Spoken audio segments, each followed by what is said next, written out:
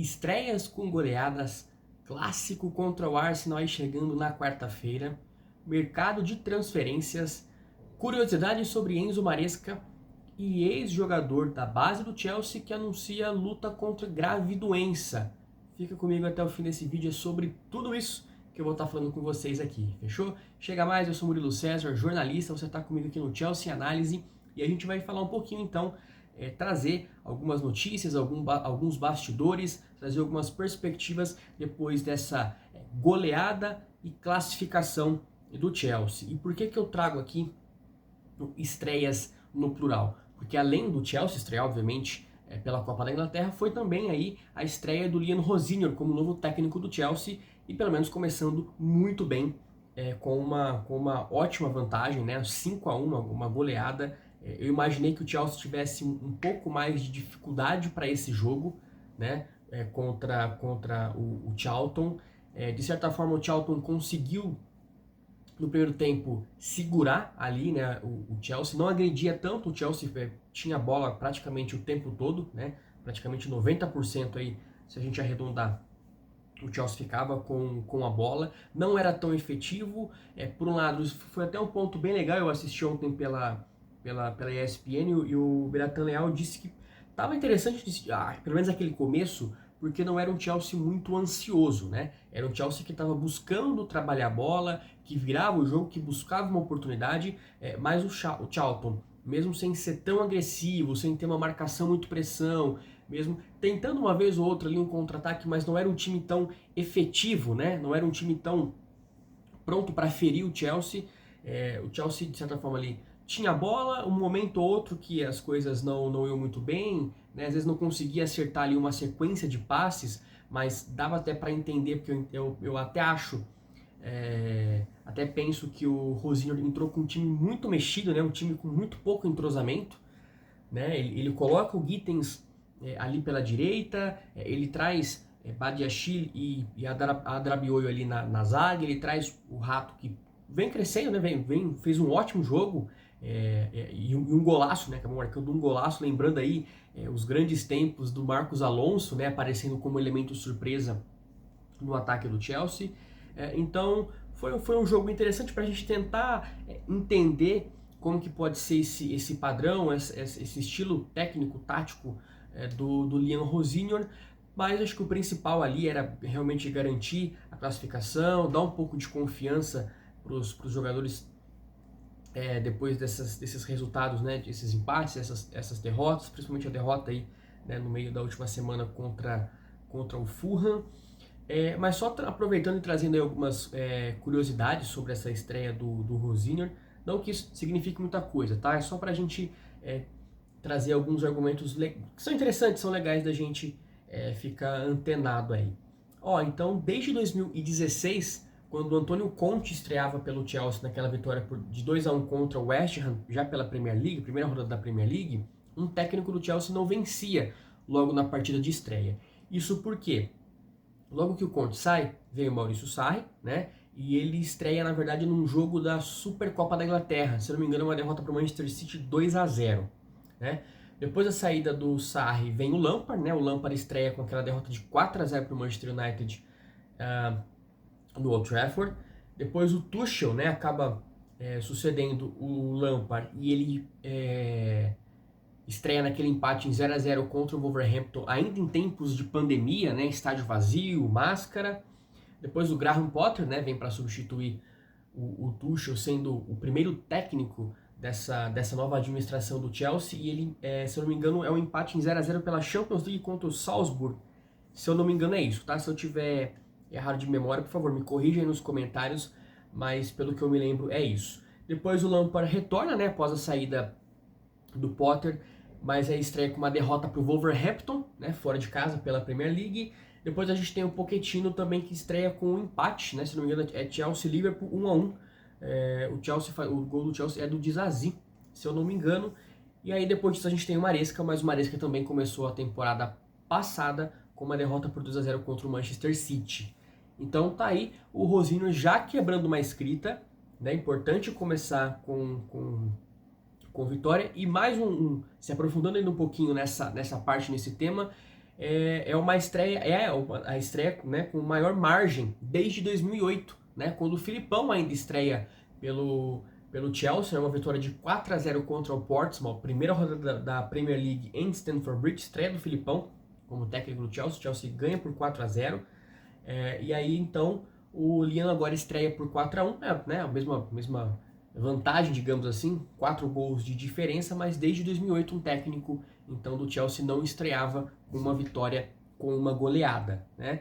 Acho que dá pra gente tirar algumas coisas. Foi um time um pouco mais com a bola no chão, procurando espaços. Em alguns momentos precisava sim ter um pouco mais de profundidade, de tentar um drible, de tentar quebrar as linhas de marcações ali do Charlton, que estava muito fechado, muito recuado, né? Quase não se importava em deixar a bola com o Chelsea ali, mas conseguiu ali no fim já do primeiro tempo abrir o placar com um golaço do Rato, né? Para mim, realmente, ele foi o melhor da partida do Chelsea, né?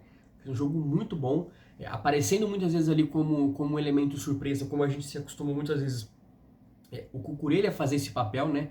Ali com o Enzo Maresca. Então vamos analisar se de repente essa não é uma perspectiva, mas você viu a Champong também sempre ali apoiando muito o Gittens, sempre aparecendo para fazer ali 1-2 ou alguma aproximação, seja com o Buonanotte. Então foi interessante, né? Depois acaba ali até tomando um gol, mas logo na sequência o Mark Gill faz o 3-1 e aí entra Estevão, entra Enzo Fernandes e aí a qualidade do Chelsea vai lá para cima e o Charlton não consegue segurar. Muito bom, né? Muito boa a entrada do Estevão no jogo, né? Criando, sendo muito ali com acho que umas 2, 3, 4 finalizações muito perigosas. O Manon que acabou aí estragando a nossa festa e tirando, né, a possibilidade dos gols do jovem brasileiro, mas o Estevão muito bom. Eu acho que não tem nem comparação. Se a gente pegar aí com o Garnacho, tem mais um jogo ruim do Garnacho, aliás, né? Mais um jogo ruim, assim, não conseguia ganhar no drible, não conseguia fazer muita coisa. Então, infelizmente, aí mais um jogo ruim do Garnacho. E o Gittens também, apesar de ter tido um ótimo primeiro tempo, um primeiro tempo de destaque, ele sendo o principal elemento criativo do Chelsea nesse primeiro tempo. Acho que o Gittens foi bem, mas mesmo assim ainda tá verde, né? Não tá maduro não. E acho que o Estevão, em comparação a eles ali, o Estevão tá voando. Vamos ver se o Estevão já na quarta-feira começa como titular contra o Arsenal, que eu já falo. Mas depois a gente teve, e eu esqueci de comentar sobre os protestos, né? Já na derrota contra o Fulham, a gente teve alguns protestos por parte da torcida, né? A gente teve alguns cantos famosos, relembrando aí o Roman Abramovich, né? Então o pessoal demonstrando aí todo o carinho, né? Tudo que o Abramovich fez pelo Chelsea, mas também protestos contra a Clear Lake, que é a investidora com maior percentual ali no Chelsea, e também vários protestos contra o Bedat Eghbali, né? Um dos principais nomes aí da alta cúpula do Chelsea hoje. Dá para dizer que praticamente é ele quem está tocando ali dia a dia do clube, né? Apesar do Todd Bowley ser o presidente do Chelsea, mas é o Eghbali que está ali no dia a dia, que tem cuidado das coisas, que praticamente ali conduziu a saída do Maresca e a vinda do Rosier. Então nós tivemos esses protestos. Acho que no primeiro minuto já deu para ouvir de forma muito clara ali a torcida gritando Roman Abramovich. Depois a gente teve então os protestos contra os proprietários aí. Mais um ponto interessante, que logo após o final do jogo, o Leon Rosier vai até ali nas arquibancadas agradecer a torcida do Chelsea e já tem alguns gritos de Liam, Liam, Liam. Então é legal já começar a ter essa conexão. Vai ser muito importante que todo, né, jogadores técnicos jogadores técnicos e torcida estejam ali alinhados. Mas vale lembrar que a gente tem um protesto marcado, né, para o dia 17, no próximo dia 17, que é o jogo contra o Brentford pela Premier League. Então ali eu imagino que a torcida que vai estar em Stamford Bridge vai estar organizando um protesto mais pesado contra a propriedade do Chelsea. Aí vamos ficar ligado. Acho que, né, não fazia muito sentido mesmo quarta-feira um clássico contra o Arsenal, né? É importante que a torcida incentive. Inclusive já vamos entrar então, hein, no tópico Arsenal. E aí só pegando ainda um ganchinho desse jogo contra o Charlton, que a gente teve, né, Palmer, James e Gusto poupados, né, dá para dizer assim.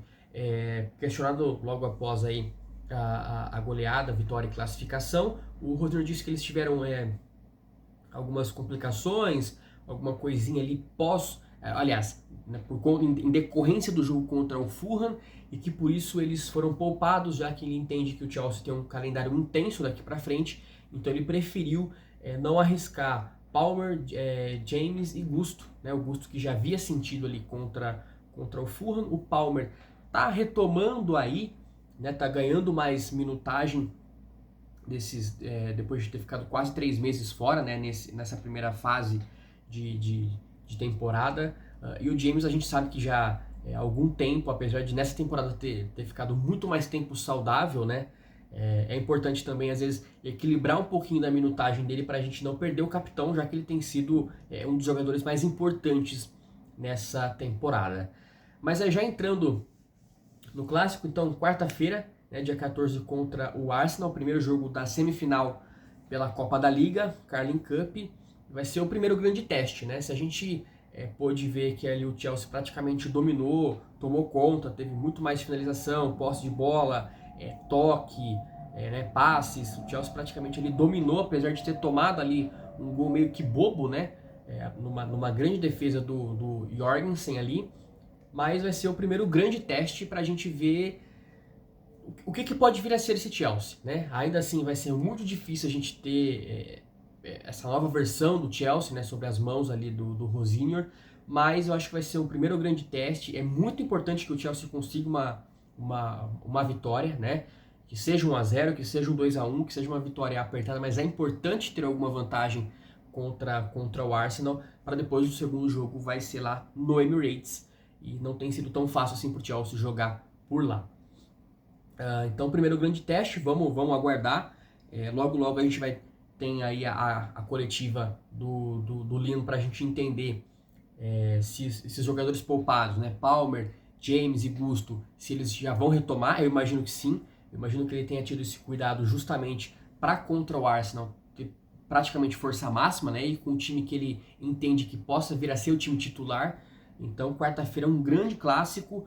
Vamos ver se o Chelsea consegue garantir essa vitória, que vai ser muito importante até mesmo para ganhar confiança, né, para garantir mais uma vitória. Depois tem um jogo contra o Brentford, vai ser difícil, né? O Chelsea geralmente tem tido, né, recentemente, dificuldade de vencer o Brentford, né? Então é importante vencer, são 2 jogos em casa, é importante vencer em casa para que o Stamford Bridge, como o próprio Liam trouxe aí, volte a ser uma fortaleza para o Chelsea.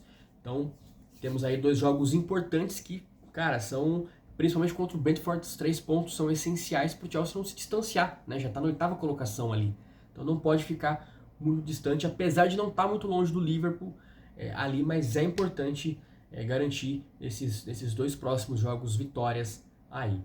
Fechou? Então, fechando aqui esses 2, né, o jogo contra o Charlton e essa prévia aí contra o Arsenal também, porque eu queria falar um pouquinho de mercado, né? A gente já está aí, hoje já é dia 11 de janeiro, a gente já está indo quase para metade do mês de janeiro, e a gente está tendo poucas notícias, aliás, pouquíssimas notícias relacionadas a mercado de transferências e o Chelsea, né? Eu trouxe no meu último vídeo que o Léo Castledine foi para o Middlesbrough, e só uma curiosidade, ele tinha estreado, ainda sob o comando do Pochettino, vocês vão se lembrar, daquela vitória pela semifinal também da Copa da Liga, quando o Chelsea vence o Middlesbrough por 6-1, né? O Chelsea tinha perdido o primeiro jogo por 1-0 pro Boro, e aí o Castledine estreou sob o comando do Pochettino, então contra o Middlesbrough, e agora ele vai jogar no Middlesbrough. Uma informação recente, né? O Caleb Willey, que é um lateral direito norte-americano de 21 anos, ele retorna ao Chelsea depois de um empréstimo para o Watford. Ele que estava no Watford desde a metade da segunda metade da temporada passada, ele já tinha sido emprestado ao Watford, tinha feito 10 jogos, aí os 2 times se acertaram, e nessa primeira metade, digamos assim, né, de agosto a dezembro, aí, comecinho de janeiro, ele tinha permanecido no Watford como empréstimo, fez mais 5 jogos, mas ele teve uma sequência muito grande de lesões, né? A mais recente delas, um problema no adutor, por isso ele foi chamaram de volta para o Chelsea, vai fazer esse tratamento por lá. E aí vamos ver, né, se de repente ele fica por aqui mesmo, né, acaba ali fazendo parte das equipes inferiores ali, ou se de repente acaba surgindo aí um novo empréstimo, mas por conta dessa sequência de lesões, o Willey, jovem lateral direito americano, aí, 21 anos, retornou ao Chelsea. E aí só falando rapidinho sobre Sterling e Disasi, né? Dois jogadores que estão naquele esquadrão de bombas do Chelsea, né? Que em teoria estão... teoria e também na prática, eles estão afastados aí do elenco masculino principal. Vamos ver como que esses próximos dias vão acabar se dando, né? Porque o Sterling, até eu vi alguma coisa, mas aí muito no campo da especulação de que o Antônio Conte, né? Que hoje está no Napoli, poderia ter algum interesse no Sterling. Então eu acho um pouco mais de especulação, mas o que vinha se falando aí logo após que fechou essa janela de verão é que o Fulham e o West Ham poderiam tentar a contratação do Sterling agora em janeiro, né? Tanto o Chelsea quanto o Sterling preferem uma saída em definitivo, né? Não faz muito sentido mais um empréstimo, né? Aumentar um pouquinho mais esse desgaste. Então vamos acompanhar esses próximos dias, que deve sair alguma coisa, Sterling e também o Disasi, né? Chegou-se a falar alguma coisinha recentemente também sobre a Roma, mas o Chelsea já esgotou seus empréstimos internacionais. Não me lembro agora de cabeça se são 6 ou 7, mas o Chelsea já tinha utilizado todos esses empréstimos internacionais. Então vamos ver como que fica a situação do Disasi, porque eu imagino que pode vir a ser confirmado, mas eu imagino que o Chelsea prefira, né, tenha preferência por uma saída em definitivo, mas vale ficar a pena porque, ficar atento porque o Kendry Páez, né, o jovem talento equatoriano que está emprestado aí ao Strasbourg, pode ser que ele retorne ao Chelsea também, né, ele que não vem jogando muito, se especula também de alguns problemas extra-campo, né, de que fora ali o dia a dia dele não tem sido tão legal, então é mais um jogador para a gente ficar atento aí para os próximos dias para acompanhar se ele realmente vai ser vai retornar ao Chelsea ou se vai ser emprestado para um outro clube, e aí ele voltando, né, abre aí um empréstimo internacional e aí de repente o Disasi pode ir numa dessa. Então vamos acompanhar aí esses próximos dias, porque o Chelsea vai ser movimentado, mas acho que muito mais na parte das saídas, né? Por enquanto se especula muito, né? Eu praticamente não vi nada em relação a possíveis contratações, né? Teve a questão do Semenyo, mas que logo o Chelsea já preferiu não continuar. Então vamos ver, porque o que a gente sabe, né? Fabrício Romano já disse que a expectativa é que o Chelsea até negocie, entre em contato com alguns jogadores, mas muito mais visando fechar o negócio na janela de verão, né? Não mexer tanto no elenco por agora, já que a alta cúpula do Chelsea entende que esse elenco é bom o suficiente para encarar essa segunda metade de temporada, garantir a classificação para a Liga dos Campeões via Campeonato Inglês, né? Permanecer ali na quarta, quinta colocação e, na medida do possível, buscar algum título de Copa, seja a Copa da Liga, seja a Copa da Inglaterra, enquanto continua sua caminhada pela Liga dos Campeões. Fechou? E pessoal, eu acabei falando com vocês aí, há 2 vídeos atrás eu fiz uma pequena confusão quando eu fui falar, quando o Liam chegou ao Chelsea e o Gary O'Neill foi anunciado no Strasbourg. Eu fiz uma confusão, porque sim, o Gary O'Neill treinou o Wolverhampton de 2023 a 2024, né? Mas eu fiz uma confusão como se ele tivesse saído agora do Wolverhampton. E não, o atual técnico do Wolverhampton é o Rob Edwards, né? Ele que assumiu recentemente depois da saída do Vitor Pereira. Então eu queria pedir desculpa, eu fiz essa pequena confusão, né? Muito nome, Wolverhampton, então eu acabei me confundindo. E o Gary O'Neill, ele estava sem clube, ele assumiu aí o Strasbourg, inclusive estreou com goleada pela Copa da Liga Francesa, 6-0 lá com o Strasbourg. Então fiz essa confusão, então me desculpa, o técnico do Wolverhampton é o Rob Edwards, então ele permanece desde a saída, né, do Vitor Pereira. E o Gary O'Neill, ele foi técnico sim do Wolverhampton, mas ele já tinha saído lá em 2024, beleza? Então, vocês me desculpem aí, eu cometi esse erro há 2 vídeos. No meu último vídeo na sexta-feira eu falei que ia corrigir essa confusão, acabei me esquecendo, vocês vão ver que minha memória aqui é péssima, por isso que eu preciso seguir aqui. É muito importante eu ter o meu roteiro para eu acabar não me esquecendo, então desculpa aí, falha nossa. Beleza? Tô chegando já na parte final aqui, rapidinho, para dizer que o Enzo Maresca deixou de seguir o Chelsea no Instagram, né? Recentemente aí o Enzo Maresca que fez ali escreveu um post de agradecimento, de despedida ali, porque até então ele não tinha se pronunciado sobre a saída do Chelsea, mas ele não segue mais o Chelsea, tá? Eu dei uma olhada ali agora para confirmar, realmente ele não segue mais o Chelsea. Vamos ver se de repente ele foi algum erro, né? Ele deixou de seguir ali, mas vai voltar a seguir. Vamos acompanhar, mas tem aí uma curiosidade, mais um bastidor sobre sobre a saída do Maresca, e que pelos próximos meses, pelos próximos anos, com certeza a gente vai descobrir mais coisa, porque foi realmente muito estranho, né? O Andrei Santos revelou ali numa entrevista para o João Castelo Branco que realmente o Maresca não se despediu, né? Que depois o Andrei mandou uma mensagem para o Maresca agradecendo por eles terem trabalhado juntos, mas foi tudo muito estranho. Então, assim, com o passar do tempo, com certeza a gente vai descobrir mais coisas sobre essa saída do Maresca, esse rompimento, né? Bem no dia 1º de janeiro de 2026, pela primeira vez na era Premier League, um técnico deixa um clube bem no dia 1º de janeiro.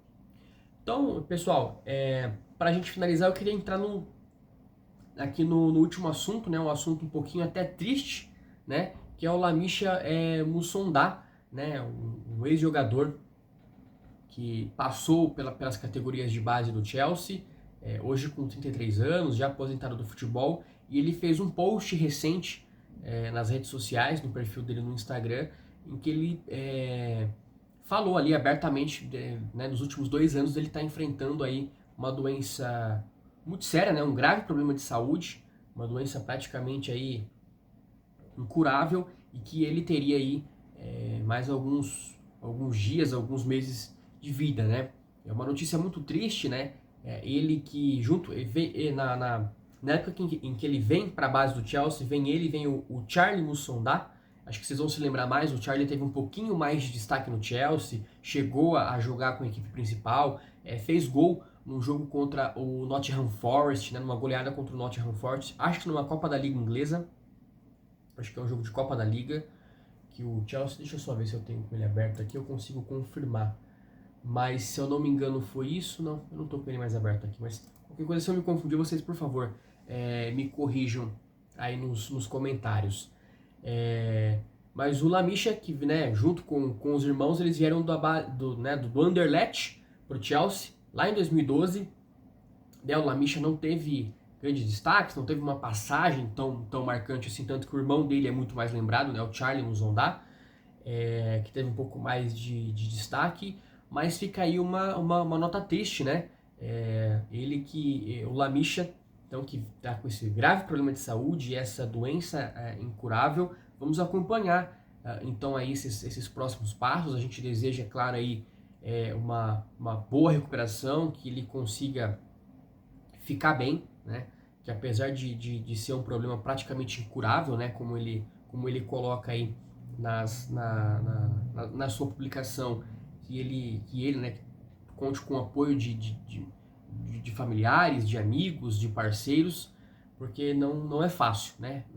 Realmente o problema de saúde é sempre uma situação muito delicada, é uma nota triste, mas que fica aqui toda a minha torcida para que, na medida do possível, para que ele fique bem, né? A gente sabe que não é fácil, é difícil, né? É difícil nesse momento colocar qualquer palavra que não seja uma palavra positiva, de apoio, para que as coisas terminem da melhor maneira possível, né? A gente sabe que a medicina tem avançado cada vez mais, que mesmo doenças, poxa, graves, né? Muitas, nem muitas vezes não são revertidas, mas que a gente consegue pelo menos prolongar a vida, né? Então isso é muito importante. Vamos acompanhar. Eu vou colocar, inclusive, aqui, eu vou deixar na descrição o link dessa publicação do Lamisha Moussonda, e aí vocês fiquem à vontade para entrar lá, para deixar uma mensagem. Eu vi que o Lukaku, né, escreveu uma mensagem para ele desejando muita força. Então é isso, acho que é interessante aí toda a torcida do Chelsea nesse momento tão difícil para ele, né, momento particular tão difícil, mas a gente torce para que as coisas possam ser revertidas, para que ele consiga cuidar da saúde e com 33 anos tem praticamente aí uma vida inteira pela frente. Fechou, pessoal? Então era sobre esses vários temas que eu queria estar falando com vocês, né, nesse domingo pós-vitória. Tem, né, muitos bastidores, curiosidades. É importante a gente estar se mantendo atualizado e torcendo cada vez mais aí para que o Lamisha Moussonda fique bem, né, consiga superar esse problema de saúde. A gente sabe que para Deus não existe nada impossível, então vamos acreditar, vamos ter fé, vamos torcer para que ele fique bem e consiga ter uma vida mais normal possível, né, apesar das diversidades, das dificuldades, mas a gente sabe que apoio é tudo, então vamos torcer para que ele fique bem. Beleza? É isso, obrigado mais uma vez, valeu por estar aqui com vocês. Se puder, se inscreve no canal, dê uma força, compartilha com os amigos, compartilha aí com quem também torce pro Chelsea e dá uma força aqui pro canal, porque assim, todo começo é difícil, mas aí eu tô aqui para trazer um pouquinho mais da minha visão, da minha opinião, trazer um pouquinho mais do contexto aí do Chelsea. Beleza, pessoal? Bom domingo para vocês, boa semana, eu volto em breve. Tamo junto, fechou? Se Deus quiser aí, quarta-feira a gente vem com vitória importante contra o Arsenal para retomar confiança e para ter essa segunda parte de temporada aí, o Chelsea terminar em alta, voando cada vez mais. Beleza? Valeu, um abraço, tamo junto, até a próxima.